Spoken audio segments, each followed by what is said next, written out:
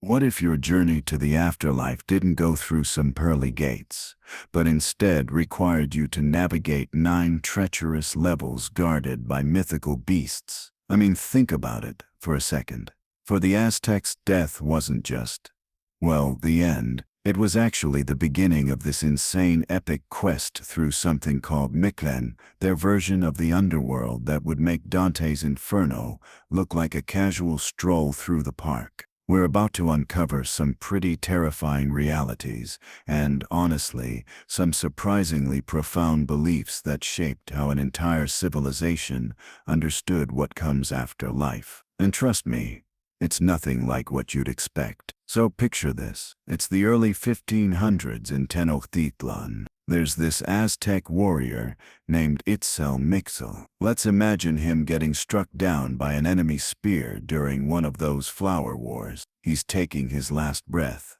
But here's the thing, for the Aztecs, this wasn't the end of Itzel's story, not even close. His family immediately springs into action. Why? Because they know that over the next 52 days, Itzel's going to face 9 levels of what can only be described as pure hell. And each level, more dangerous than the last. Now we tend to think of death as this final moment, right? Game over. But the Aztecs, they saw it more like the opening cutscene of the most challenging video game ever created. And just like any serious gamer, you better come prepared. They start carefully preparing Itzel's body. A jade stone goes in his mouth.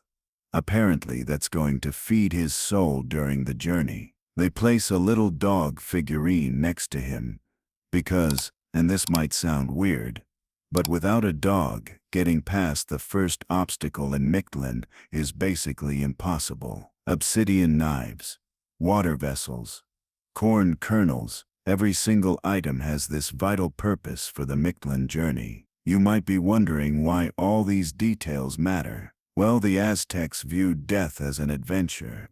And what do you need for any adventure?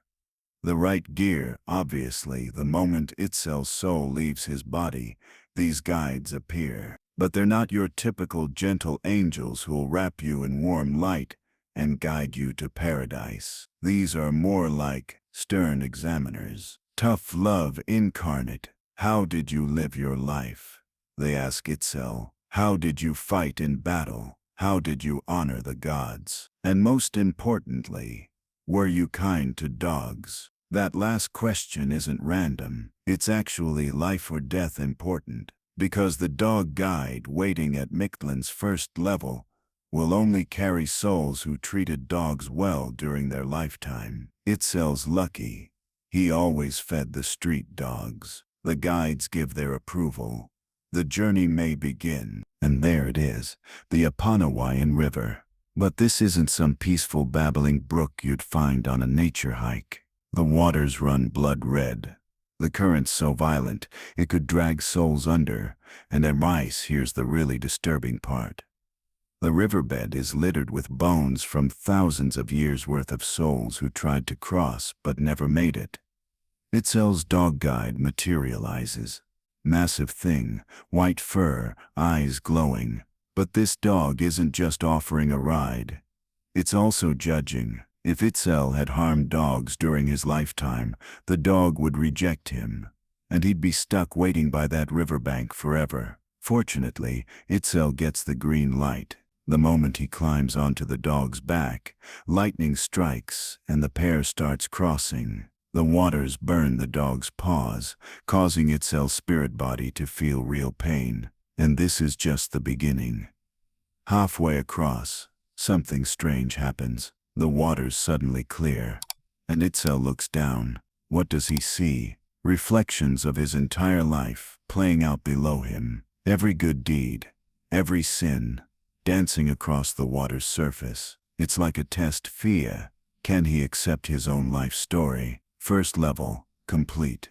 But Itzel's got 8 more to go. Second level, Itzapetzel and Itzapatzel, the Obsidian Mountain. From a distance, it might look like any ordinary mountain, but get closer, and the truth becomes terrifyingly clear. This mountain is made entirely of obsidian Maya's volcanic glass, and it's constantly moving. The mountain's two slopes act like giant scissors, perpetually crashing into each other. There's maybe less than a second of clearance between impacts. Timing is everything. Move too early, and the mountain crushes you. Too late, and you have to wait for the next cycle. And every moment of waiting weakens your soul a little more. Itzel waits, and at exactly the right moment, he runs. Obsidian shards fly around him, cutting his spirit body, but he makes it through. The third level proves even more challenging.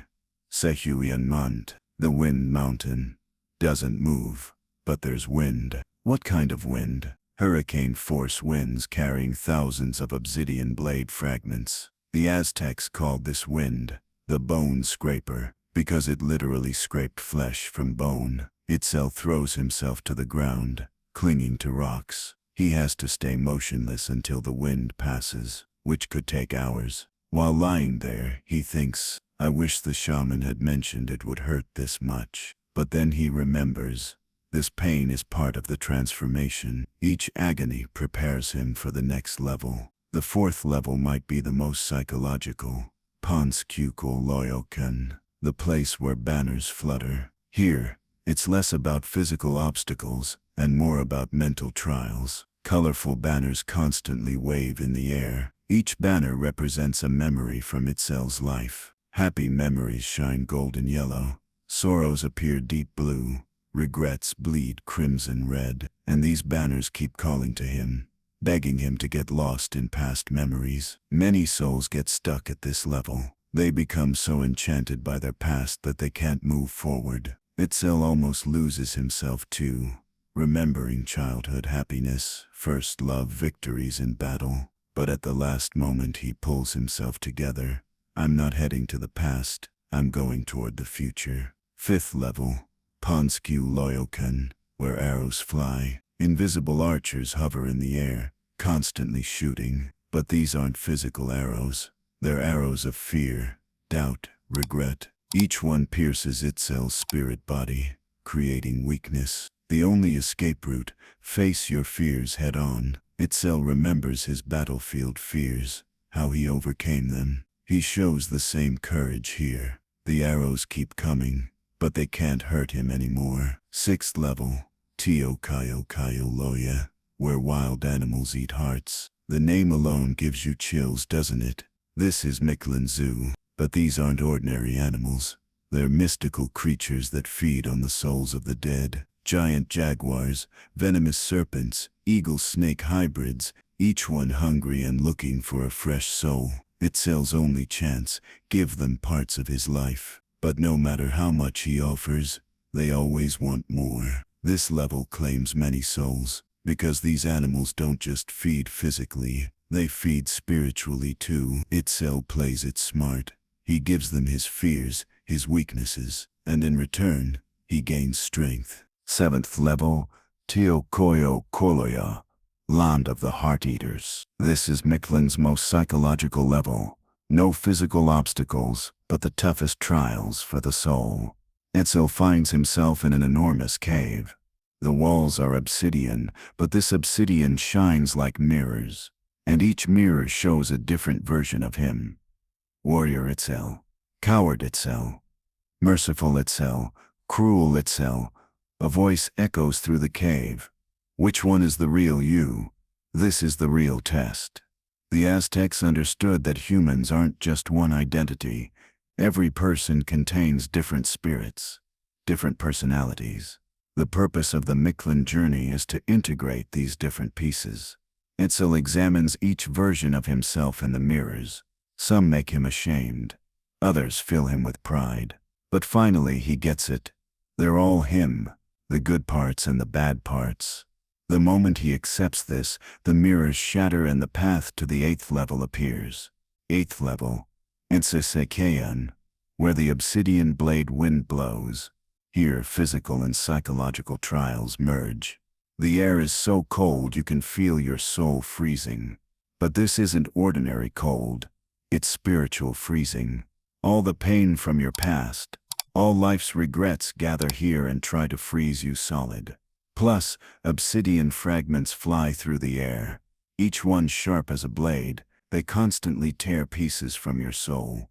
Itzel almost gives up. Maybe I should stay here. Maybe this is enough. But just then light seeps through from the 9th level. That light offers hope. One level left. Just one level.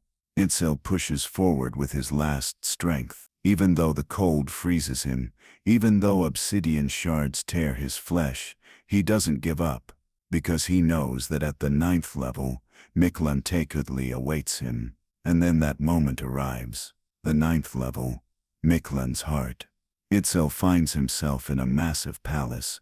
The walls are constructed from human skulls. Bone fragments scatter across the floor. But strangely, this place doesn't feel terrifying. It feels peaceful. And sitting on the throne, Mictlan, Lord of the Dead. How can I describe him? He's a giant skeleton, but this skeleton radiates brilliant light. His eyes hold thousands of years of wisdom.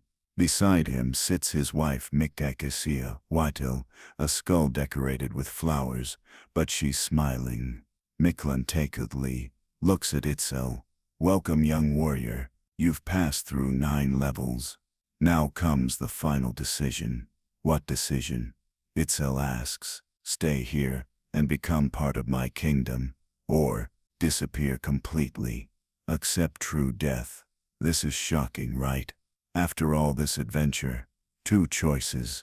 Stay in Mictlan forever, or vanish entirely. But Itzel makes a surprising decision. I choose to disappear. Why? Because for the Aztecs, this was true liberation. Freedom from all desires, all pain, all attachments, achieving completely peaceful non-existence. Mictlan smiles. Yes, skeletons can smile. A wise decision. Go, find peace. But wait. Itzel's story is just one example, because in the Aztec world, each type of death brought a different destiny. Warriors who died in battle didn't go to Mictlan. They went directly to Tonatiuh's, the sun god's palace. There they accompanied the sun for 4 years, then transformed into colorful birds, and returned to the world. Women who died in childbirth also had a special place. They went to Cihuatlampa, land of women, because the Aztecs viewed childbirth as an act, requiring as much courage as warfare.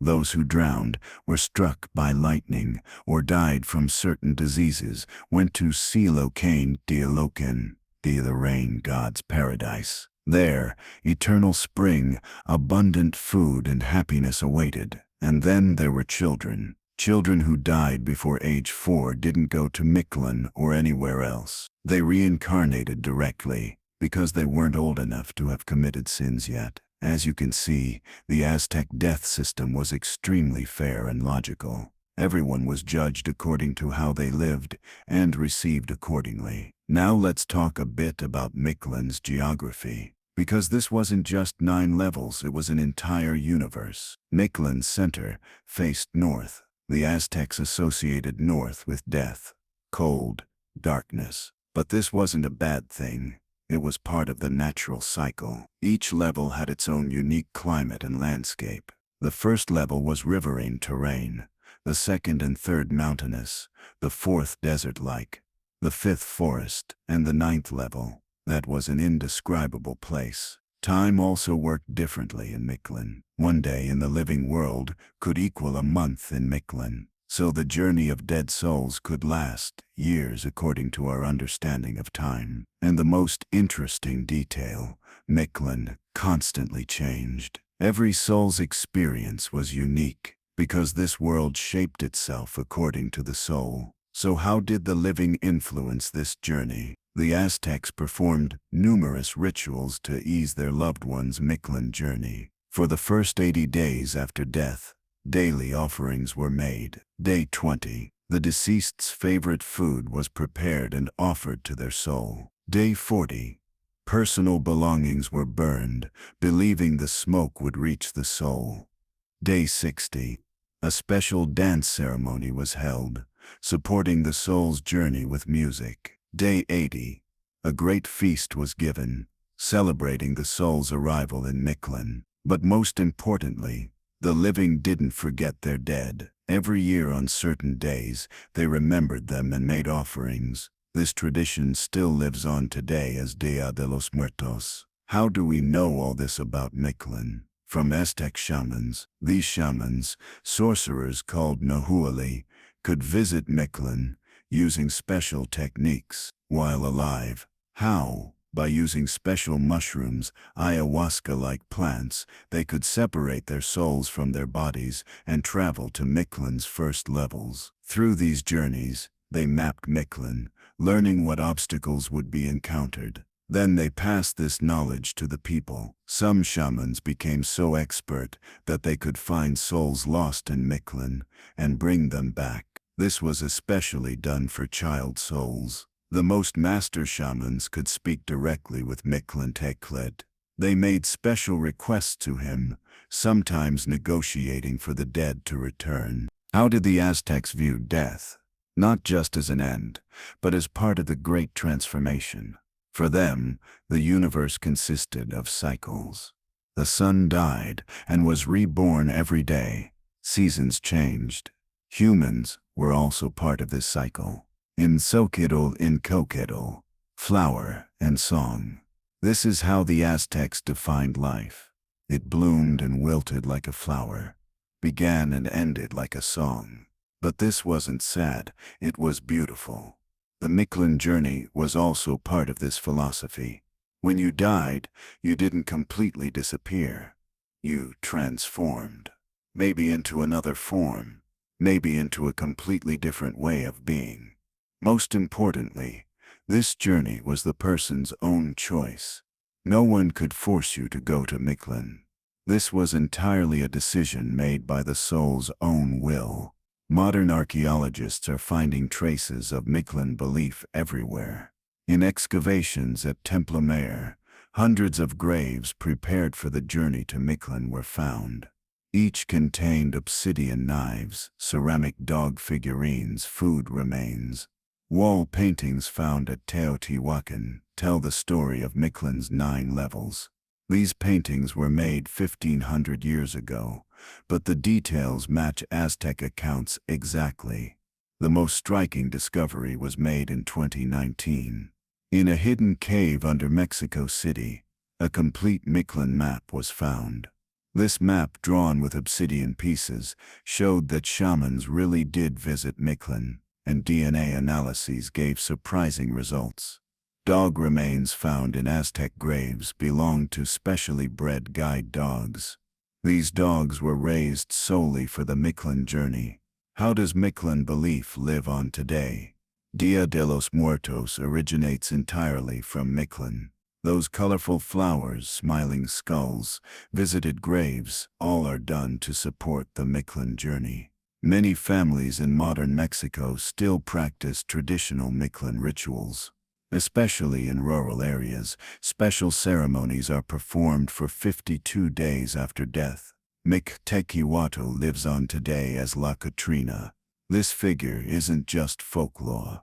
It's still an active object of belief. Many people ask for her help, pray for their deceased relatives. And surprisingly, modern psychology finds the Mictlan journey very accurate. The death process really does show similarities to the stages described in Mictlan. Denial, bargaining, anger, depression, acceptance. Is Mictlan unique? No, but it's very special. Egypt's Book of the Dead also tells of a similar journey, but the Egyptian version is more focused on magic and formulas. If you know the right spell, you can easily pass the obstacles. The Hades journey in Greek mythology also exists, but this is more punishment-focused. If you live well, you go to Elysium. If you live badly, you go to Tartarus. Buddhist afterlife beliefs also tell of intermediate worlds, but these are more karma-based. What you do is waiting for you. Mictlan's difference is here. It's completely transformation-focused. No punishment.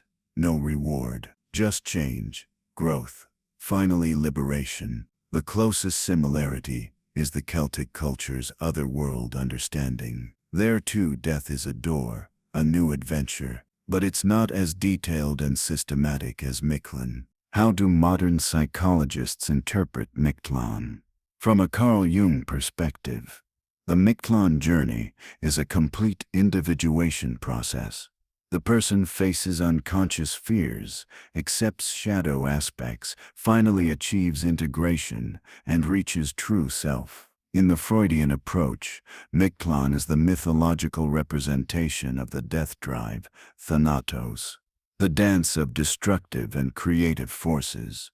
From a transpersonal psychology perspective, Mictlan is the systematic version of shamanic journeys, experiencing different reality layers by changing consciousness levels. The most interesting approach comes from narrative therapy. The Mictlan journey is the process of rewriting one's life story.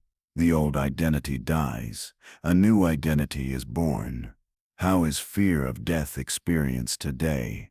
Usually through denial, rejection. Modern medicine views death as a failure. It should be delayed as much as possible, avoided. But this approach makes people even more afraid. Mictlan philosophy suggests the exact opposite approach: accept death, prepare for it, see it as a journey. This isn't just a philosophical suggestion. It has practical benefits. People who accept death experience less anxiety, find their lives more meaningful. The death-positive movement essentially parallels Mictlan philosophy. This movement teaches accepting death as part of the natural life cycle, being at peace with it, rather than running from it. Modern grief counseling uses techniques mostly inspired by the Aztec approach. The idea of establishing a transformed connection with the deceased person, rather than completely cutting off the bond, is exactly the essence of Mictlan belief. Hospice care centers now embrace the good death concept, which is also one of Mictlan's fundamental principles. Seeing death not as a terrifying enemy, but as a transition to be prepared for, Mictlan isn't just a religious belief. He is also a tremendous source of artistic inspiration. In traditional Aztec art, Mictlan motifs are everywhere, on ceramics, stone carvings, codices. The most famous example is the Mictlan map found in the Vaticanus B Codex. This map isn't just a geographical representation, it's also an artistic masterpiece. In the modern period, Mictlan's influence is much broader. Mictlantecuhtli images abound in Frida Kahlo's works. Diego Rivera's murals feature Mictlan's 9 levels as themes.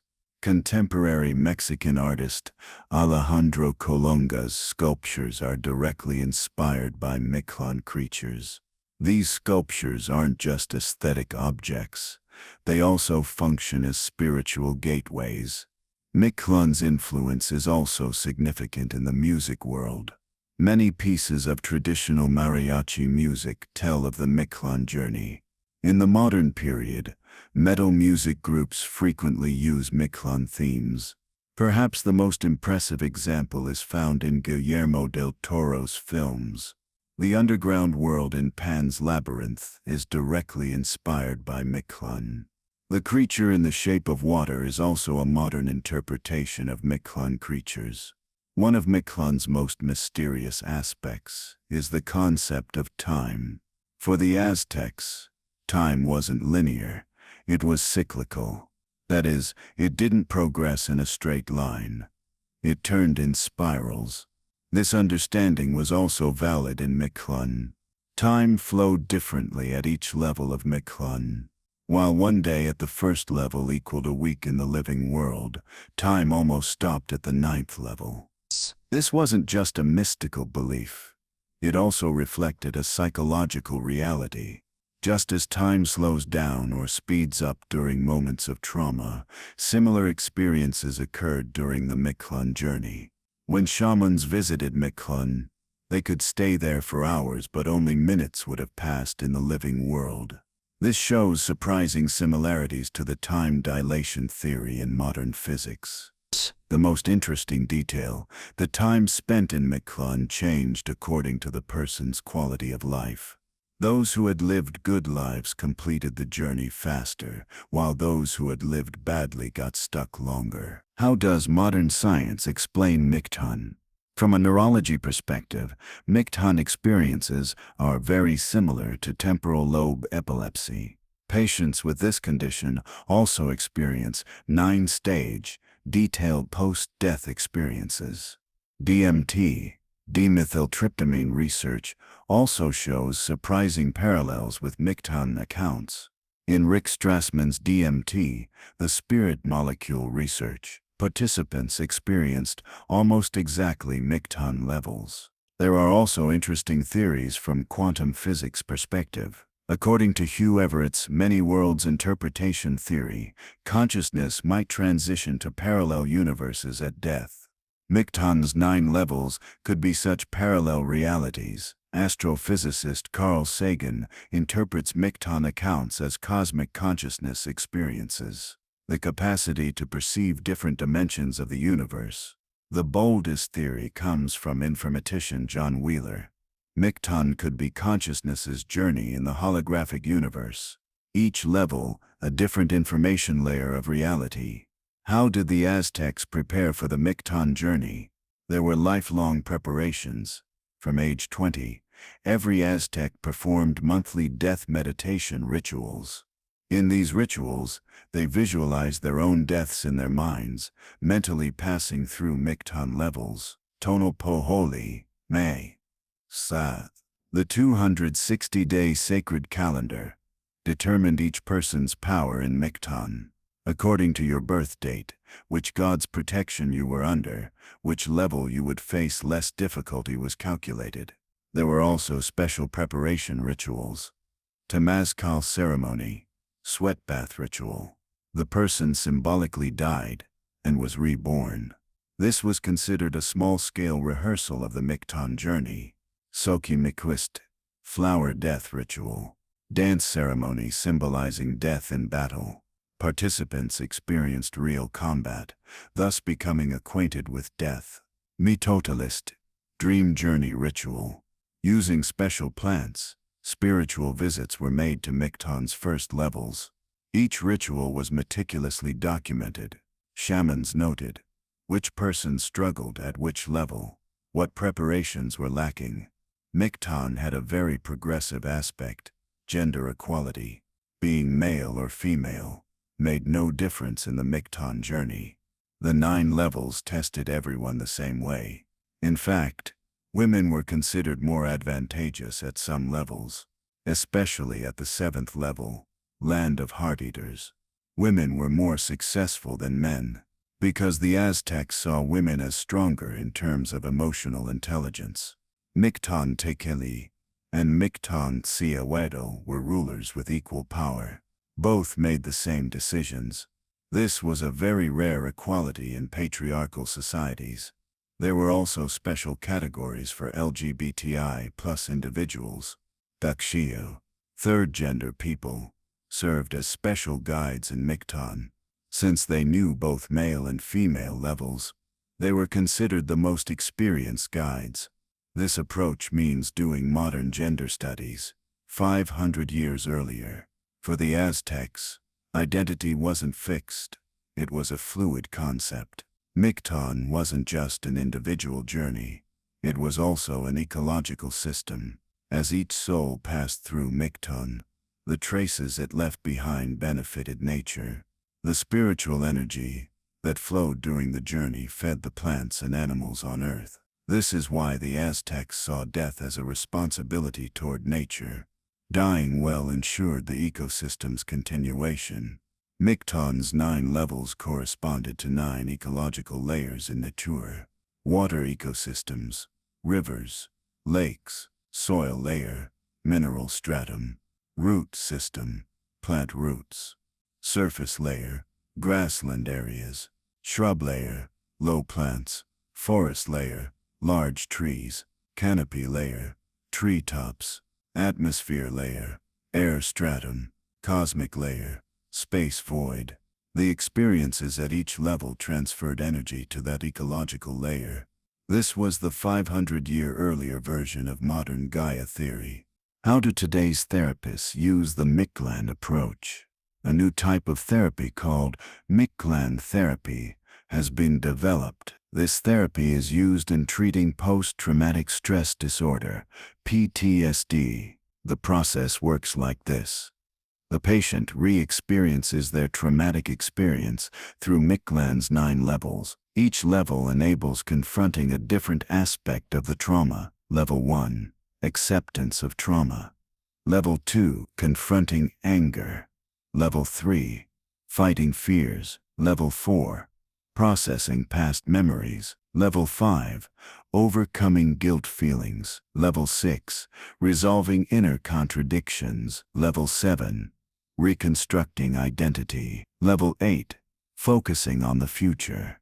Level 9, integration into new life. Patients treated with this method show much faster recovery than traditional therapies. It's especially effective for veteran soldiers because war experience contains very similar challenges to the Mictlan journey. Mictlan belief is creating impact, not just in Mexico but worldwide. Mictlan meditation centers are opening in Japan. The Japanese are combining this approach with traditional Zen meditation. In Europe, death cafe culture is inspired by Mictlan philosophy. People gather to have open conversations about death, sharing their fears. In America, psilocybin magic mushroom research is based on Mictlan accounts. In studies conducted at Johns Hopkins University, psilocybin users experience similar experiences to Mictlan levels. In Canada, indigenous communities are comparing their own death journey traditions with the Mictlan approach, finding common points. The most surprising impact is seen in India. A new spiritual movement is emerging by combining Hindu reincarnation belief with Mictlan philosophy. What does Mictlan teach us about the future? In the age of climate change, Mictlan's ecological approach is very critical. Seeing death as part of nature forms the foundation of sustainability, understanding. In the artificial intelligence age, Mictlan's consciousness concept offers new perspectives. Could AIs also have post-death experience? The Mictlan approach gives interesting answers to this question. From a space exploration perspective, Mictlan is also relevant. If we start living on Mars, we'll need new death rituals. The Mictlan model could provide a template for this. In the genetic engineering age, the meaning of death is changing. Even if we can extend lifespan, Mictlan's transformation philosophy will still be valid. With virtual reality technology, real Mictlan simulations could be made in the future. People could experience the journey before dying. How is the Mictlan approach used for personal development? The modern self-help industry is adopting Mictlan's transformation concept. The old me died, new me was born. Approach is exactly Mictlan philosophy. In life coaching, the Mictlan journey technique is used. The person analyzes major changes they've experienced through 9 levels: denial stage, resistance stage, anger stage, bargaining stage, depression stage, acceptance stage, integration stage, transformation stage, new beginning stage. This approach is very effective in major life changes, like career change, divorce, moving abroad. Mictlan meditations are also used in mindfulness practices. The person processes their daily small deaths, ended relationships, lost opportunities, past mistakes, through the Mictlan process. Mictlan motifs are creating a major revolution in art therapy. The patient visually expresses their own Mictlan journey. In this process, subconscious fears and hopes emerge.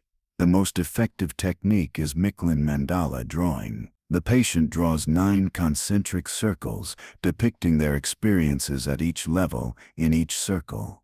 Mictlan rhythms are also used in music therapy. Modern versions of traditional Aztec drum rhythms enable patients to experience deep relaxation. There's a Mictlan movement technique in dance therapy. Special dance movements have been developed for each level.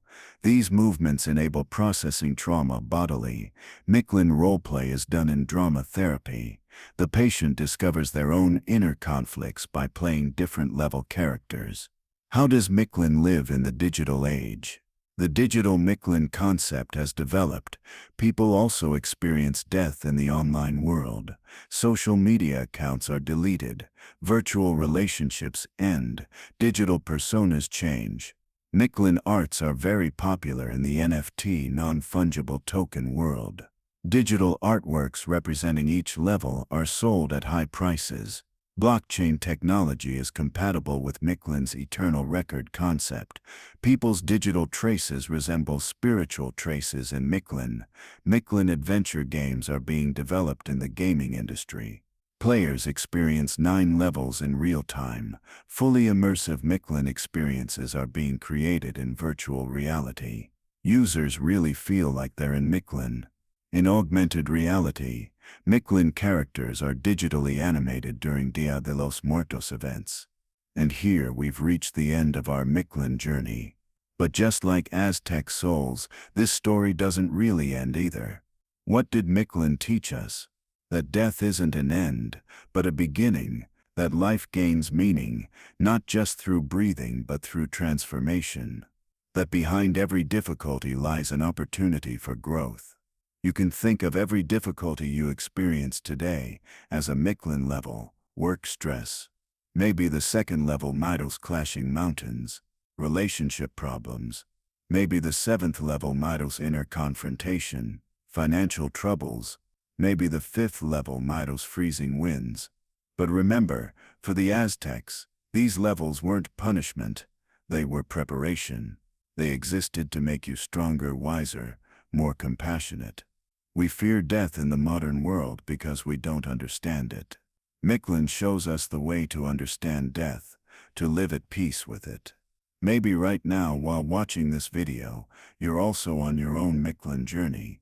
Maybe your old self is dying, your new self is being born.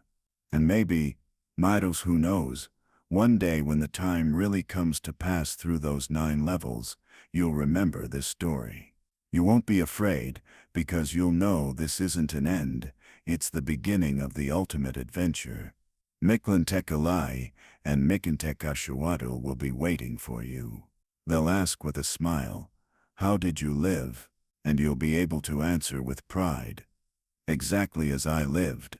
Because in the end, this is Mictlan's real message: living well isn't more important than dying well.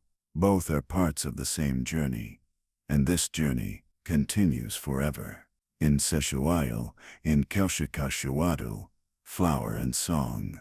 This is the final gift the Aztecs left us. Open your life like a flower. Let it flow like a song. And when your time comes to go to Mictlan, don't wait in fear, but with curiosity. Because the greatest adventure is just beginning. You know what strikes me most about this whole Mictlan thing? It's not really about death at all. It's about how we live. Think about it. Every single challenge itself faced in those 9 levels, we face versions of them right here, right now. The river of regret we can't seem to cross. The clashing mountains of difficult decisions. The cold winds of loneliness that cut us to the bone. But here's what the Aztecs understood. That we've somehow forgotten: these aren't bugs in the system. They're features. Each struggle, each painful transformation, it's all preparing us for something bigger. I mean, when was the last time you really thought about your own mortality? Not in some morbid, depressing way, but as this incredible organizing principle for how you want to spend your time. The Aztecs did this daily. They lived with death as a companion, not an enemy. So our long journey through Mictlan ends here. I hope this story has given you a new perspective on death, and more importantly, on life. In the comments, don't forget to share your thoughts. How do you think the Mictlan approach could be applied today? And of course, if you enjoy these kinds of historical deep dives, don't forget to subscribe and turn on notifications, because next week, I'm going to tell you about another ancient civilization's secrets that'll probably blow your mind. Until then, remember, every ending is actually just a new beginning. In Exocatil, in Colcatil, flower and song.